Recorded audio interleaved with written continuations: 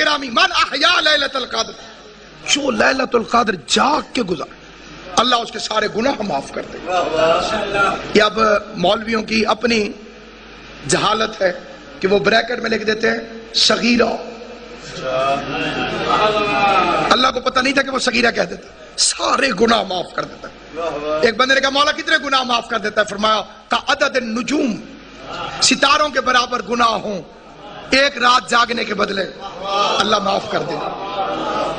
مولا اتنے معاف کر دیتا۔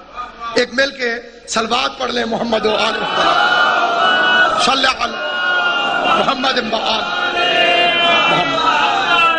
بسم اللہ کی بات اجازت سے جو ایک رات جاگ کے گزارے اللہ اس کے سارے گناہ معاف فرما دیتا۔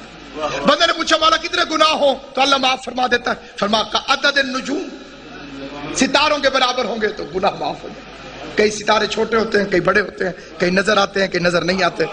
گناہ کو چھوٹے ہوتے ہیں، کوئی بڑے ہوتے ہیں، کوئی نظر آتے ہیں، کوئی نظر نہیں آتے۔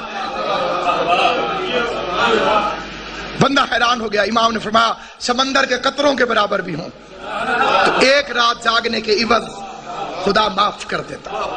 اس نے کہا مولا اتنی آسانی؟ فرمایا صحرا کے ذروں کے برابر بھی ہوں تو خدا معاف کر دیتا ہے۔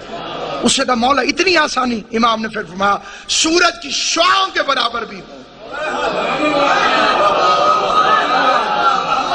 تو خدا معاف کر دیتا۔ جدید ترین میتھمیٹکس بھی نہیں گن سکتی کہ سورج کی شعاعیں کتنی ہیں۔ امام نے فرمایا اتنے بھی ہوں، اور کرنا کیا؟ ایک رات جاگنا ہے۔ جب امام یہ فضائل بتا چکے تو مجمع میں سے ایک روتا ہوا شخص اٹھا، کہا فرزند رسول میں ہلاک ہو گیا، میں مارا گیا۔ مولا نے فرمایا کیوں؟ کہا مولا میں بیمار تھا، مجھے اس فضیلت کا پتہ نہیں تھا، ایک رات کے بدلے اتنی اجرت۔ مولا اگر مجھے پتہ ہوتا میں مر کیوں نہ جاتا، میں ضرور جاگتا۔ اب یہ اگلے سال آئے گی، پتہ نہیں میں زندہ رہوں گا کہ نہیں۔ امام فرماتے گھبرا نہیں، علی کے دو لڑے ہوئے شیعوں میں صلح کرا دے، اللہ تجھے لیلۃ القدر کا ثواب عطا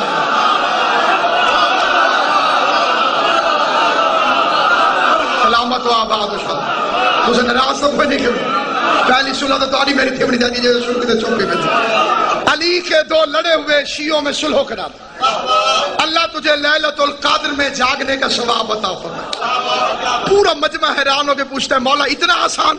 فرما علی کے بھوکے شیعہ کو کھانا کھلا دے، چاہے وہ ایک لقمے کے برابر کیوں نہ ہو۔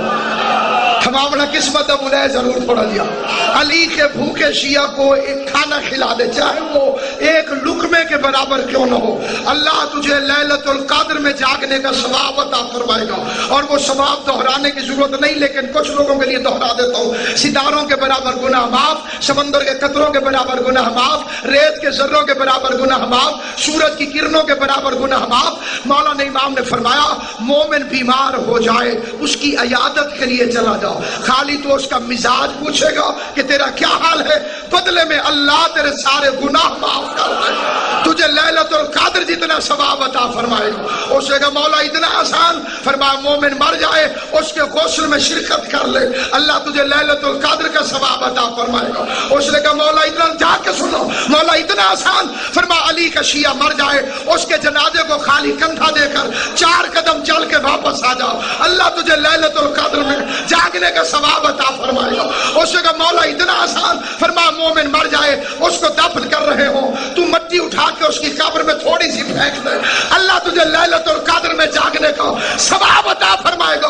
ادھر مجمع حیران ہوا، یا بطول کے لال نے ابو ابراہیم موسیٰ ابن جعفر نے مجمع کو دیکھ کے فرمایا ایھا الناس، کیا تم جانتے ہو کہ حقیقت لیلۃ القدر کیا ہے؟ کہ مولا آپ فرمائیے۔ فرمایا لیلۃ القدر میری دادی زہرا کا نام ہے، تم بطول کے دشمنوں پر